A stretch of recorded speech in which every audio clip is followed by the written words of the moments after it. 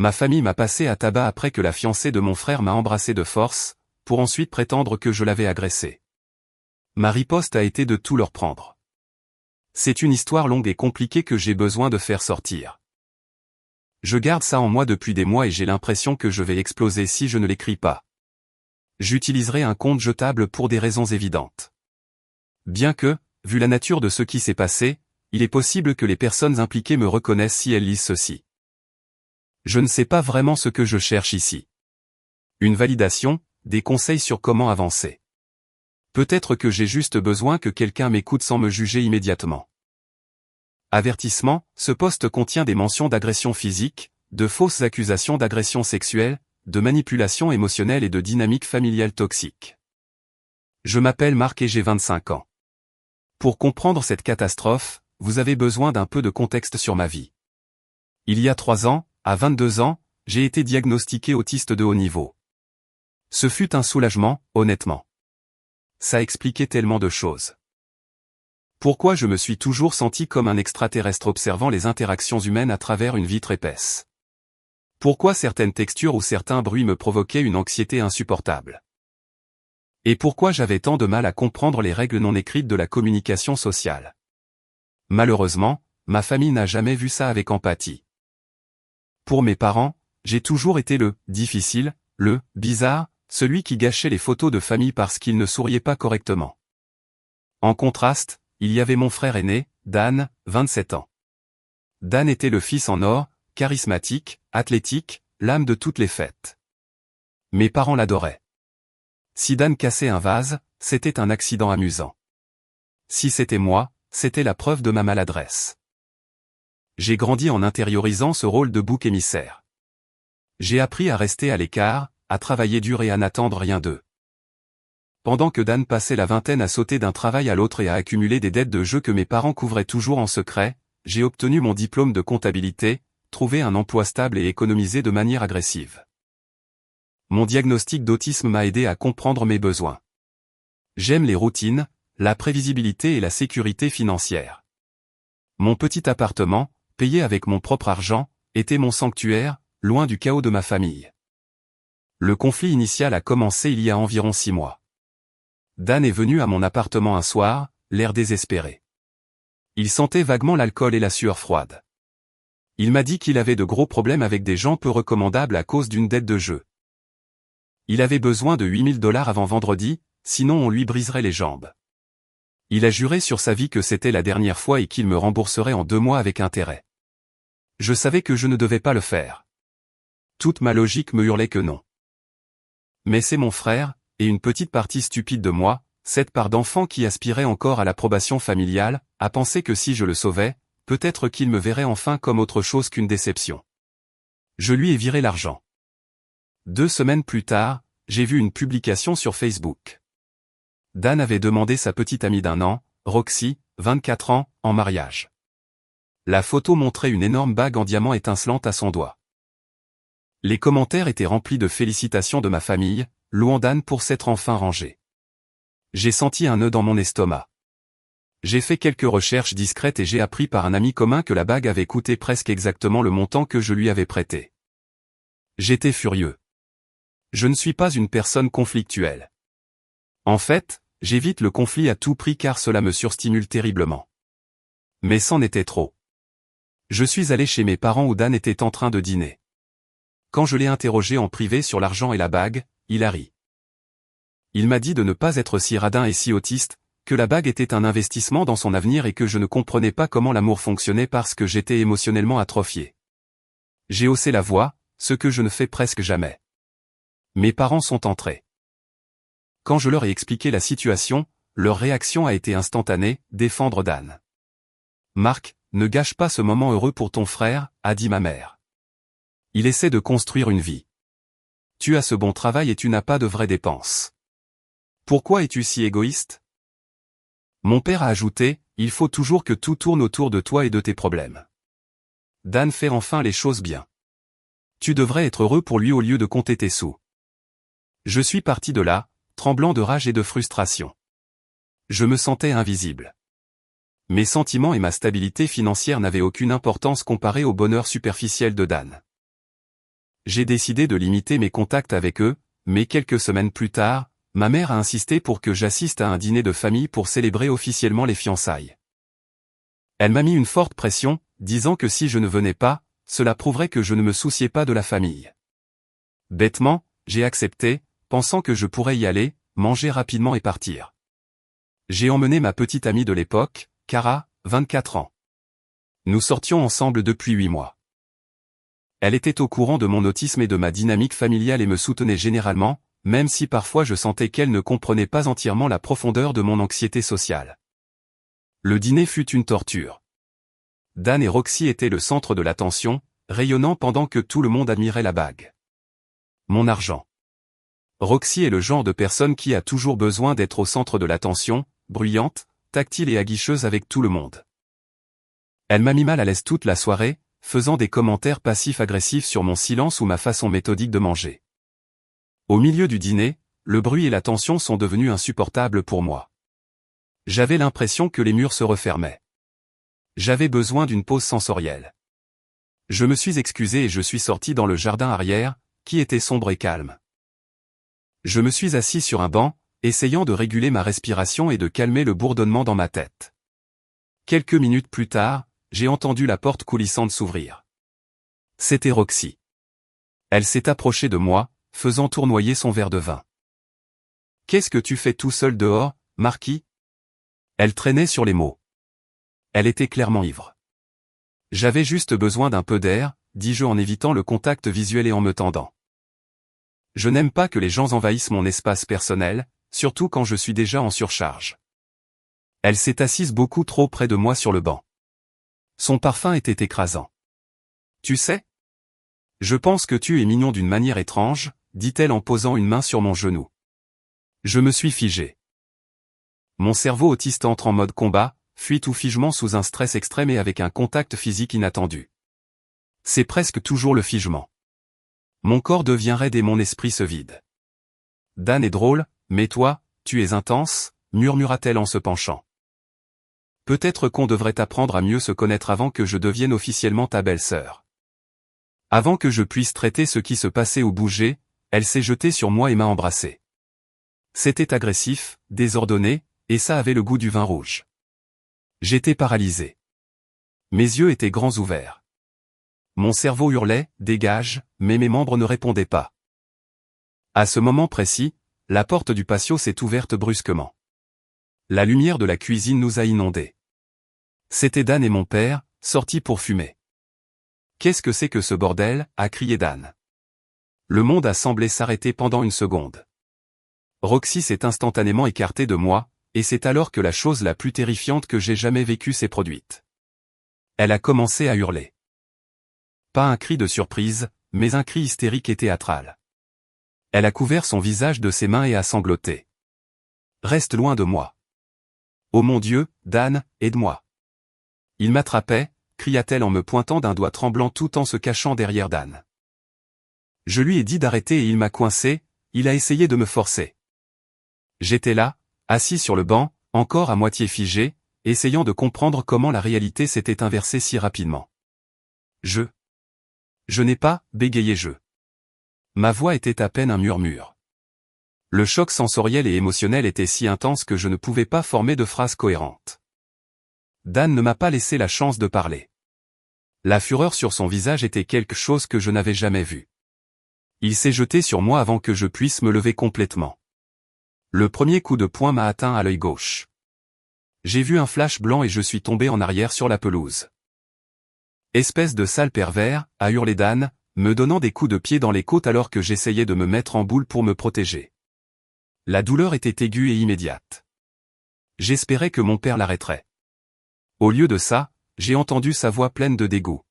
« J'ai toujours su que quelque chose n'allait pas chez toi. Agresser la fiancée de ton frère. Tu es un monstre. » J'ai senti un autre coup à la tête. Je crois que c'était mon père. Tout est devenu flou. Le brouhaha du reste de la famille sortant de la maison, les cris de ma mère, les faux sanglots de Roxy. Tout se mélangeait dans un cauchemar bruyant. D'une manière ou d'une autre, j'ai réussi à me remettre debout en titubant. J'avais mal partout et je sentais le sang chaud couler de mon nez et d'une coupure au-dessus de mon sourcil. « Dégage d'ici » a crié mon père en montrant la porte du jardin. « Tu n'es pas mon fils. Tu es mort pour nous. Si je te revois, j'appelle la police et je te fais enfermer là où est ta place. » J'ai cherché Cara du regard. Elle se tenait sur le seuil de la cuisine, la main sur la bouche, me regardant avec un mélange d'horreur et de doute. Je voulais lui crier que je n'avais rien fait, que Roxy mentait, mais je n'arrivais pas à bien respirer et mon cerveau s'effondrait. Je suis sorti en trébuchant dans la rue. Je ne me souviens pas comment je suis arrivé à ma voiture. J'ai conduit en pilote automatique jusqu'à l'hôpital le plus proche, tremblant de manière incontrôlable tout le long du trajet. J'ai passé les 6 heures suivantes à l'hôpital. J'ai juste dit aux infirmières et aux médecins que j'étais tombé, car j'étais trop terrifié et humilié pour dire la vérité. Je m'en suis sorti avec 3 côtes fêlées, le nez cassé, des points de suture au-dessus de l'œil et des ecchymoses sur tout le corps. Pendant que j'étais dans la salle d'attente, j'ai essayé d'appeler Cara. Ça tombait directement sur sa messagerie vocale. Je lui ai envoyé des SMS désespérés. « Cara, s'il te plaît, tu dois me croire. Je ne l'ai pas touchée. C'est elle qui m'a embrassé. S'il te plaît, réponds-moi. » Rien. Quand je suis enfin rentré à mon appartement à 4 heures du matin, brisé physiquement et mentalement, mon téléphone a vibré. C'était un SMS de Cara. « Marc, je n'arrive pas à croire ce que tu as fait. Roxy m'a appelé et m'a tout raconté. Comment tu l'as harcelée toute la soirée et comment tu l'as attaquée quand elle était seule. Je suis tellement dégoûté. Ça me rend malade de penser que j'ai été avec toi. Ne me recontactez plus jamais. Je te bloque maintenant. » Et voilà, en l'espace d'une nuit, j'avais perdu ma famille, ma petite amie et ma réputation. Mais ce n'était que le début. Le lendemain, le véritable enfer a commencé sur les réseaux sociaux. Première mise à jour. Merci aux quelques personnes qui ont lu mon premier post et m'ont envoyé des messages de soutien. Cela compte énormément pour moi en ce moment, plus que vous ne pouvez l'imaginer. 3 semaines se sont écoulées depuis ce dîner et ma vie est devenue un cauchemar dont je ne peux pas me réveiller. Physiquement, je guéris. Mes côtes me font encore mal quand je respire profondément et le gonflement de mon visage a diminué, laissant des bleus jaunes verdâtres qui me font ressembler à un raton laveur malade. Mais les dommages émotionnels sont indescriptibles. Le lendemain du dîner, je me suis réveillé avec mon téléphone qui explosait de notifications, même si Cara m'avait bloqué. Il s'est avéré que Roxy n'avait pas perdu de temps. Elle avait publié une courageuse déclaration sur Facebook et Instagram, détaillant le traumatisme qu'elle avait subi aux mains de son prédateur, de futur beau-frère. Elle n'a pas utilisé mon nom directement, mais a donné suffisamment de détails pour que n'importe qui dans notre cercle social sache exactement de qui elle parlait. Le post était un chef-d'œuvre de fiction. Il disait que je la traquais depuis des mois, que j'étais obsédé par elle parce qu'elle avait choisi Dan, et que lors du dîner, je l'avais coincée et agressée sexuellement avant que son héros, Dan, ne la sauve. La section des commentaires était un lynchage numérique. Oncles, tantes, cousins, vieux amis de la famille, même des gens que je connaissais à peine, tous commentaient à quel point elle était courageuse et quel monstre malade j'étais. Ma propre mère a commenté avec des émojis de cœur brisé et des prières pour la guérison de Roxy, ajoutant qu'elle était dévastée d'avoir un fils capable d'une telle méchanceté. L'ostracisme a été immédiat et total. J'ai reçu des messages haineux de cousins avec qui je jouais aux jeux vidéo. Mes amis de l'université, des gens qui connaissaient Cara et Dan, m'ont bloqué sans même me demander ma version des faits. J'ai essayé de contacter quelques-uns d'entre eux, en envoyant des captures d'écran de mes tentatives d'explication à Cara, mais personne ne voulait écouter. Pour eux, l'histoire de la pauvre victime Roxy et de l'héroïque Dan qui a défendu son honneur était beaucoup plus facile à croire que la vérité désordonnée selon laquelle le fils bizarre disait la vérité. Mon autisme, qui n'était auparavant qu'une bizarrerie agaçante pour eux, est maintenant devenu l'explication de ma prétendue dépravation. J'ai vu des commentaires disant des choses comme « On a toujours su que quelque chose n'allait pas dans sa tête » ou « C'est pour ça qu'on ne peut pas faire confiance à des gens comme lui, ils n'ont pas d'empathie ». Ils ont utilisé mon diagnostic comme une arme pour me déshumaniser et valider le mensonge de Roxy. J'ai passé la première semaine sans quitter mon appartement, sauf pour aller travailler. Heureusement, mon travail est dans une grande entreprise où je peux rester discret et personne dans mon bureau ne semble être connecté à mon cercle social toxique. Le travail est devenu mon seul refuge, Le seul endroit où j'étais jugé pour mes feuilles de calcul et non pour des crimes odieux que je n'ai pas commis. Mais l'isolement à la maison était suffocant. Je passais des heures à rejouer la nuit du dîner encore et encore. Ai-je fait quelque chose pour la provoquer? Ai-je mal interprété un signal social? Je sais logiquement que non, qu'elle m'a embrassé puis a menti pour se couvrir quand ils ont été surpris. Mais le gaslighting à cette échelle est incroyablement destructeur. On commence à douter de sa propre réalité. La solitude était écrasante. Kara était mon principal soutien social, et la perdre de cette façon, la voir croire le mensonge si instantanément, m'a brisé le cœur plus que les coups physiques. Puis quelque chose d'inattendu s'est produit. Il y a une semaine, j'ai reçu un SMS d'un numéro que je n'ai pas reconnu tout de suite.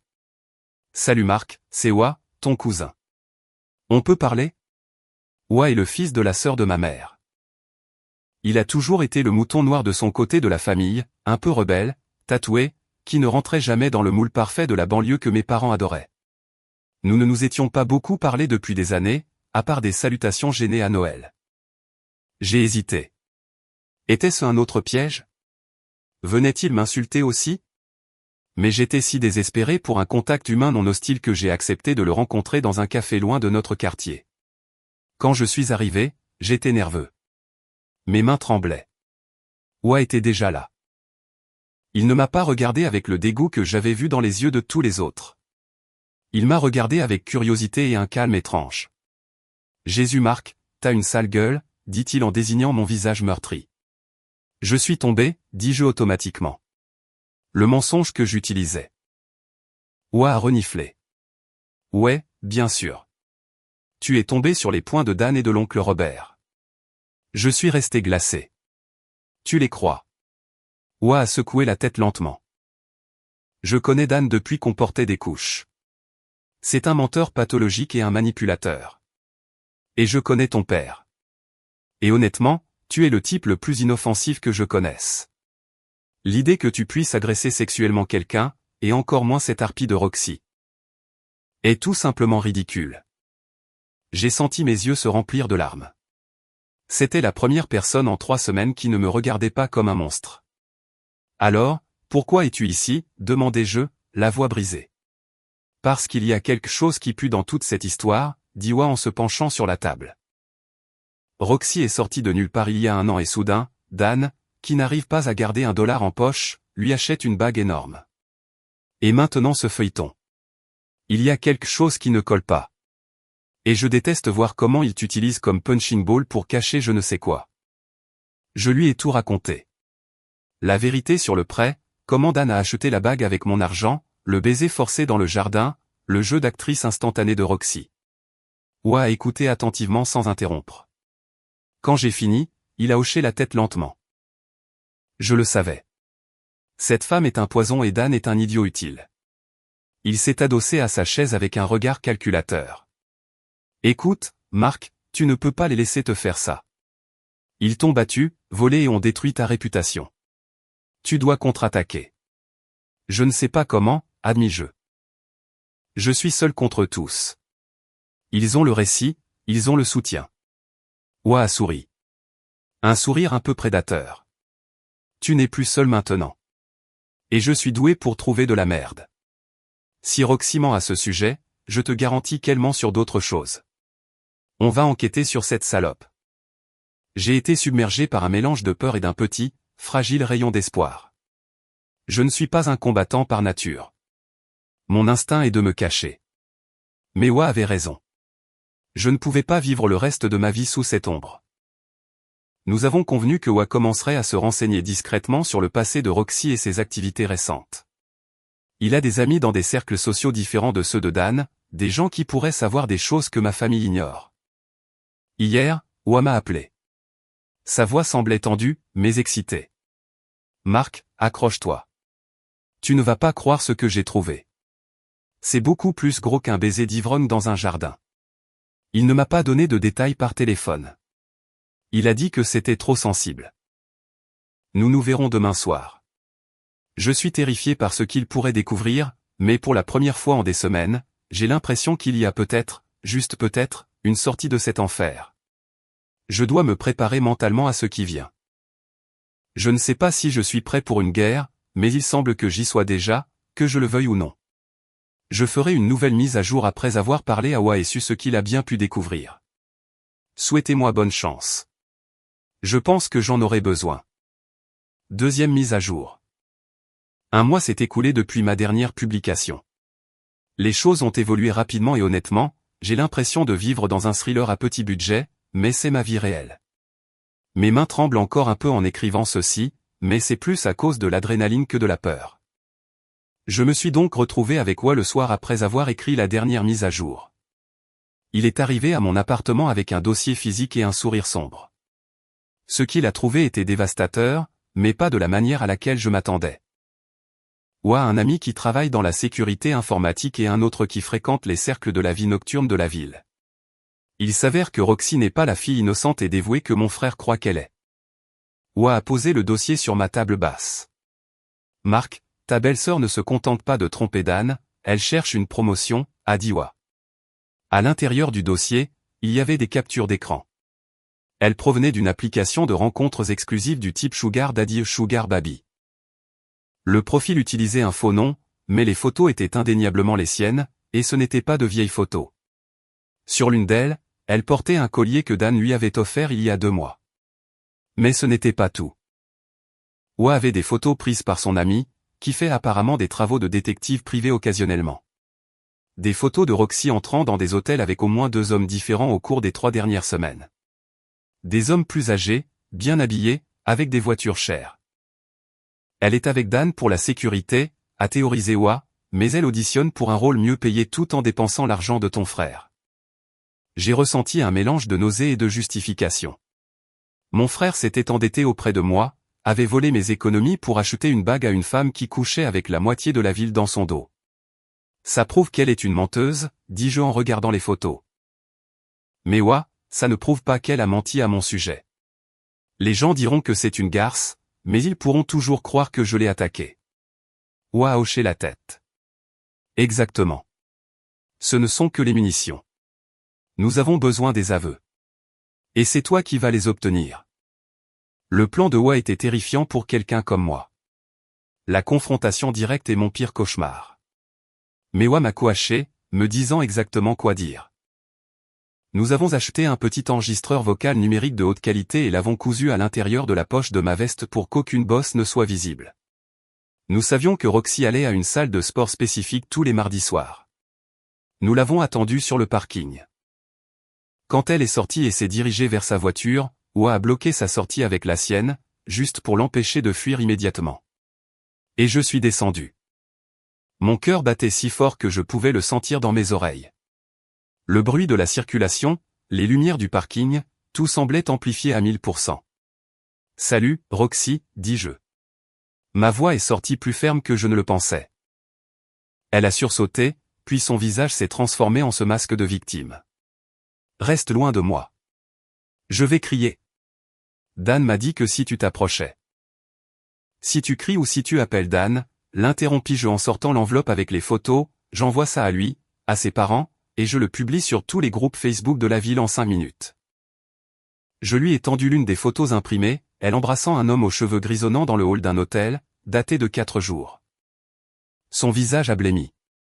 Le masque de victime est tombé instantanément, remplacé par une pure panique froide. « Où as-tu eu ça » siffla-t-elle. « Peu importe, dis-je, luttant pour maintenir le contact visuel comme moi me l'avait indiqué. Parlons. Elle est montée dans sa voiture et a déverrouillé la porte passager. Je me suis assis. L'odeur de son parfum, le même qu'elle portait ce soir-là dans le jardin, m'a presque fait vomir de stress post-traumatique. J'ai allumé l'enregistreur dans ma poche d'un geste discret. « Qu'est-ce que tu veux ?»« De l'argent » cracha-t-elle. Dan n'en a pas, tu le sais bien. Il a dépensé ses dernières économies pour la bague. Je ne veux pas d'argent, dis-je. Je veux la vérité. Je sais pourquoi tu l'as fait. Tu m'as embrassé. Dan est sorti. Tu as eu peur qu'on te surprenne à être infidèle si près du mariage et tu avais besoin d'un bouc émissaire. Quelqu'un que personne ne croirait. Le petit bizarre autiste. Elle est restée silencieuse, regardant le volant, serrant les poings jusqu'à ce que ses jointures blanchissent. Si tu n'avoues pas maintenant, continuai-je, je donnerai tout à Dan. Tu perdras ton mariage, ta bague et ta réputation. Mais si tu admets la vérité, je pourrais peut-être envisager de ne pas détruire toute ta vie avec ces photos. C'était du bluff, bien sûr. J'avais l'intention de la détruire de toute façon, mais elle ne le savait pas. Roxy a soupiré, un son long et tremblant. Elle s'est tournée vers moi, et ses yeux étaient froids, sans larmes, sans hystérie, juste du calcul. Tu es plus malin que tu n'en as l'air, Marc, dit-elle d'une voix monotone. Oui, j'étais bourré. Je t'ai trouvé mignon et silencieux. J'ai pensé que ce serait marrant. Je ne pensais pas que Dan sortirait. Quand j'ai vu son visage, j'ai paniqué. Je savais que si je disais que tu m'avais forcé, il te tuerait et me consolerait. C'était la seule issue. En plus, personne ne se soucie vraiment de toi, Marc. Tu es le frère défectueux. J'ai pensé que tout serait oublié en une semaine. Un frisson m'a parcouru le dos, face à la cruauté avec laquelle elle l'admettait. Donc, tu admets que je ne t'ai pas touché, que tu t'es jeté sur moi et que tu as ensuite menti en disant que c'était une agression sexuelle pour couvrir ta propre erreur, ai-je répété, m'assurant que ce soit clair pour l'enregistrement. Oui, je l'admets, dit-elle en roulant des yeux. C'était un mensonge pieux pour sauver ma relation. Content? Maintenant, donne-moi les photos. Merci, Roxy, dis-je en sortant de la voiture. Elle a crié pour avoir les photos. Tu avais promis. J'ai menti, ai-je dit en fermant la portière. Wa a démarré sa voiture pour la débloquer, et j'ai couru vers la mienne où Wa m'attendait. Nous sommes partis avant qu'elle ne puisse réagir. Quand nous sommes arrivés en lieu sûr et que nous avons écouté l'enregistrement, Wa a éclaté de rire et a frappé le volant. On la tient. On la tient bien, Marc. L'audio était parfaitement clair. Sa confession était limpide. J'avais la preuve de mon innocence. Mais Wa, étant plus stratège que moi, m'a dit, ne le mets pas encore sur Internet. Si tu le fais, c'est un procès public. Nous avons besoin d'un procès légal. On va les faire payer pour de vrai. Et c'est là que j'en suis maintenant, avec un enregistrement qui vaut ma liberté et mon honneur, et un plan pour démanteler ceux qui m'ont détruit. Mais d'abord, j'avais un compte financier à régler. 3e mise à jour. Les choses sont devenues très moches, mais pour la première fois de ma vie, ce n'est pas moi qui encaisse les coups.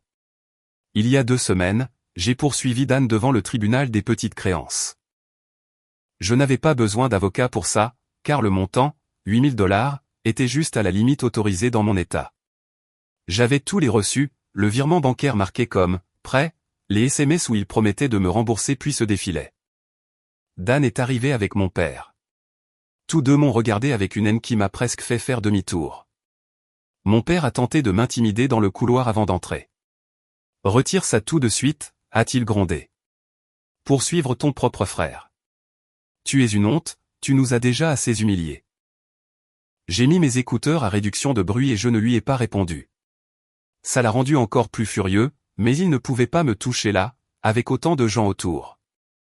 Dans la salle d'audience, Dan a essayé d'utiliser son charme habituel. Il a dit au juge que l'argent était un cadeau pour l'aider à s'installer, que j'étais aigri et jaloux de ses fiançailles, et que cette poursuite n'était qu'un moyen de le harceler après ce que j'avais fait à Roxy. Il a même essayé de pleurer un peu. Le juge, un homme âgé au visage sévère, n'a rien gobé. « Monsieur, a-t-il dit à Dan, avez-vous une preuve que c'était un cadeau ? Parce qu'ici, je vois un SMS de vous qui dit textuellement, je te le rendrai dans 2 mois, frérot. Je le jure. » Dan a bégayé. Eh bien, vous savez, la dynamique familiale a changé après qu'il a attaqué ma fiancée. C'est sans pertinence pour le contrat de prêt, coupa le juge. Je statue en faveur du demandeur pour le montant total plus les frais de justice. Le visage de Dan est devenu rouge comme une tomate. Mon père avait l'air sur le point de faire une crise cardiaque. Je suis sorti de là avec un jugement officiel. J'ai immédiatement demandé une saisie sur salaire.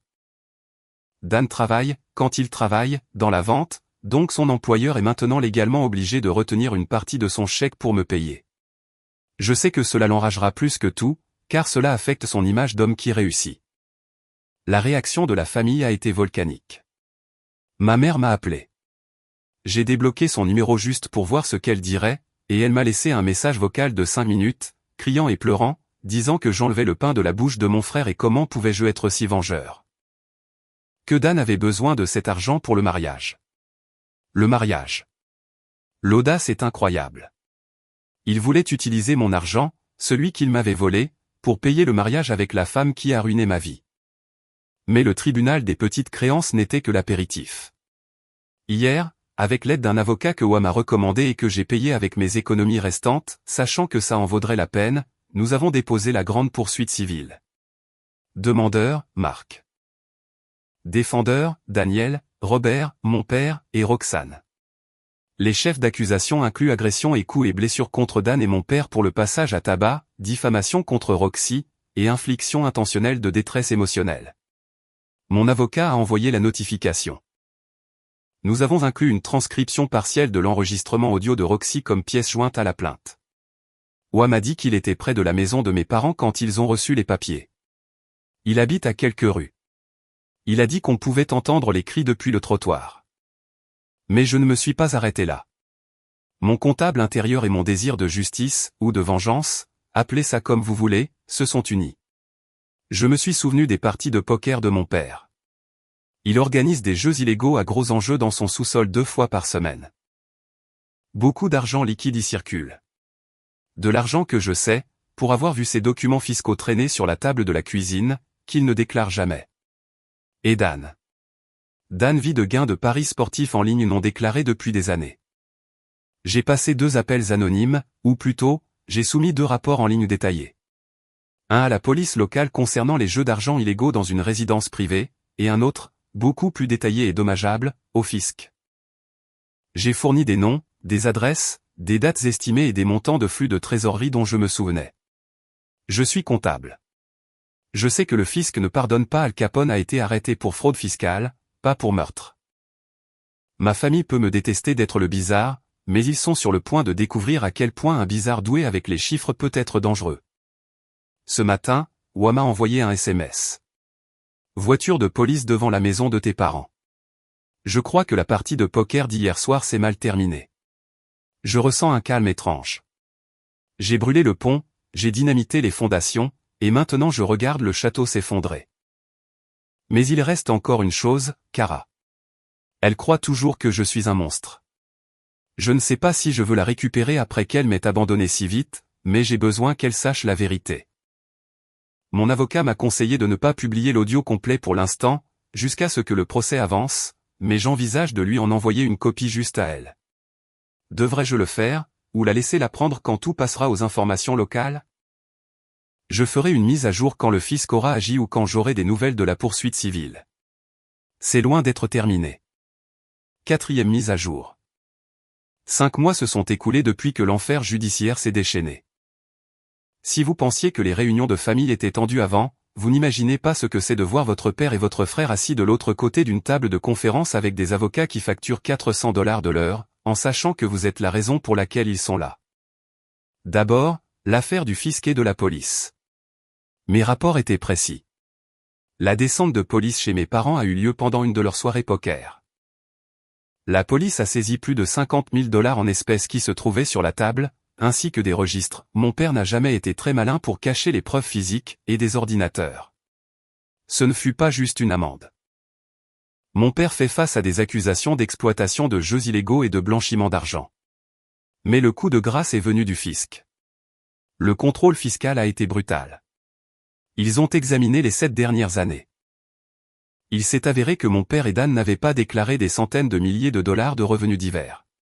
Entre les pénalités, les intérêts et les impôts impayés, le chiffre est astronomique. Ils ont dû liquider leurs comptes d'épargne, leurs investissements et mettre en vente la maison familiale, la maison de mon enfance, où je me suis toujours senti comme un étranger pour couvrir la dette fédérale. Pendant ce temps, ma poursuite civile avançait. Lors de la médiation, mon avocat, un requin absolu nommé Monsieur Henderson, a sorti notre carte maîtresse, l'enregistrement complet de la confession de Roxy. Le visage de Dan quand il a entendu la voix de Roxy admettre, c'était un mensonge pieux. Dan te tuerait et me consolerait, fut quelque chose que je n'oublierai jamais. Ce ne fut pas de la tristesse, mais la prise de conscience qu'il avait détruit sa relation avec son seul frère loyal et s'était ruiné financièrement pour une femme qui le voyait comme un plan de secours. Mon père a tenté de faire valoir que l'enregistrement était illégal, mais dans notre État, il est légal d'enregistrer si l'une des parties, moi, y consent. Ils étaient coincés. Nous sommes parvenus à un accord à l'amiable pour éviter un procès public, qui, ironiquement, aurait encore plus nui à la réputation de mon père avant son procès pénal. Dan et mon père ont dû me verser une somme importante pour dommages et intérêts et frais médicaux. Roxy, eh bien, Roxy n'avait pas d'argent, mais elle a signé un aveu de culpabilité publique dans le cadre de l'accord pour éviter que je ne la mette en faillite totale. Cet aveu a été mon billet pour laver mon nom. Maintenant, concernant Cara. J'ai beaucoup lutté avec cette décision. Finalement, le soir après avoir signé l'accord, je lui ai envoyé un email.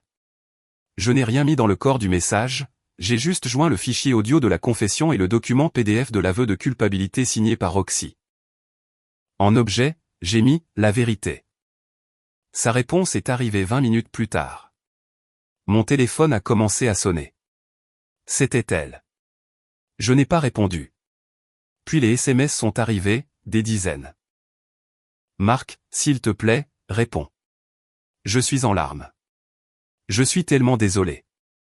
Je me sens comme la pire personne du monde. Elle était si convaincante. S'il te plaît, laisse-moi te voir. Laisse-moi arranger ça. Tu me manques. Les lire ne m'a pas donné la satisfaction que j'espérais. J'ai juste ressenti de la lassitude. J'ai réalisé qu'elle ne me connaissait pas vraiment. Si elle m'avait connu, elle aurait su que je suis incapable de faire ce que Roxy a dit. Elle aurait su que je me fige, que je n'attaque pas. Son manque de foi a été la véritable fin de notre relation, pas le mensonge de Roxy. Je lui ai répondu une seule fois. Merci pour tes excuses. Je les accepte, mais je ne peux pas accepter dans ma vie quelqu'un qui a cru le pire de moi sans même m'écouter. S'il te plaît, ne me cherche plus. Je te souhaite le meilleur. Puis je l'ai bloqué à nouveau. C'était la clôture d'un chapitre douloureux, mais nécessaire. J'ai appris que je mérite quelqu'un qui est dans mon équipe, pas quelqu'un qui change de camp au premier signe de problème. La relation de Dan et Roxy a implosé, bien sûr. Dès que l'argent de Dan s'est tari à cause des saisies et des amendes, et dès que la réputation de Roxy a été ruinée, son employeur l'a licencié quand l'aveu de culpabilité est devenu public et que les clients ont commencé à se plaindre, elle l'a quitté. J'ai entendu parfois qu'elle a déménagé dans un autre état, essayant d'échapper à sa propre ombre. Dan s'est retrouvé seul, en faillite, vivant dans un studio et me reprochant tous ses malheurs. 5e et dernière mise à jour. Bonjour à tous. Ça fait un moment. Je voulais écrire cette dernière mise à jour pour clore cette histoire et remercier cette communauté de m'avoir écouté quand personne d'autre ne le faisait. Ma vie aujourd'hui est méconnaissable par rapport à celle du garçon terrifié et battu d'il y a un an. Avec l'argent de l'accord, qui était substantiel, puisque mes parents ont dû presque tout liquider, plus mes propres économies, j'ai acheté une petite maison dans un quartier calme. Elle est parfaite. Elle a une isolation phonique dans les murs, un jardin où je cultive des légumes, une nouvelle routine qui m'aide à me détendre et, plus important encore, elle est à moi. Personne ne peut me mettre dehors, personne ne peut me crier dessus ici. Ma carrière se porte bien. J'ai été promu à un poste senior d'analyste de données.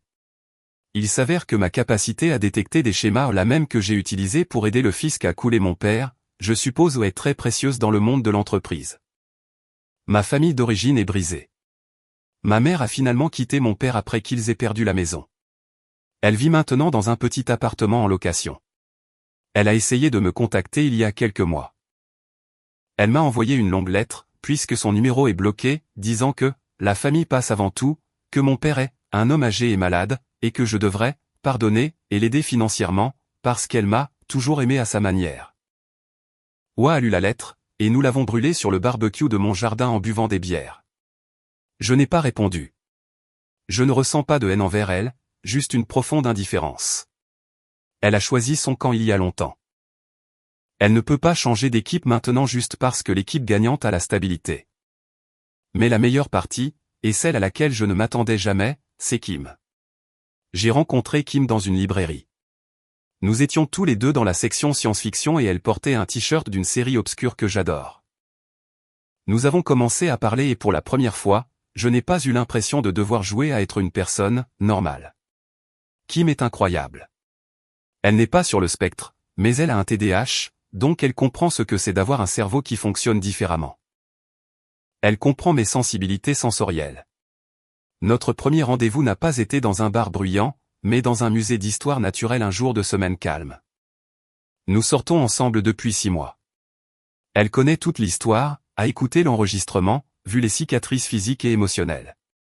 Sa réaction n'a pas été le doute, mais une fureur protectrice face à ce qu'on m'avait fait. L'autre jour, nous étions sur mon canapé, je lisais et elle jouait sur sa Switch. Nous étions en silence, juste à exister ensemble. Ça s'appelle le jeu parallèle, et c'est ma forme d'intimité préférée. Elle m'a regardé et a dit, « Je suis contente que tu sois comme tu es, Marc. Ton cerveau est un endroit génial. » J'ai pleuré. C'était la première fois que quelqu'un me disait que mon autisme n'était pas un fardeau, mais une partie de ce qui fait de moi ce que je suis. Alors me voilà. J'ai une maison, un travail que j'aime, un cousin qui s'est avéré être un meilleur frère que mon propre frère, et une femme qui m'aime pour qui je suis. Dan travaille dans un entrepôt maintenant, d'après Wa. Mon père est en liberté conditionnelle et vit seul. Ils ont perdu leur statut, leur argent et leur fils. J'ai perdu ma famille toxique, mais j'ai gagné ma vie. Parfois, être le bouc émissaire signifie que vous êtes le premier à être chassé dans le désert. Mais ce qu'on ne vous dit pas, c'est que dans le désert, vous pouvez construire votre propre royaume, loin des loups. Merci de m'avoir lu. Prenez soin de vous, et ne laissez jamais personne vous dire que votre réalité n'est pas valide.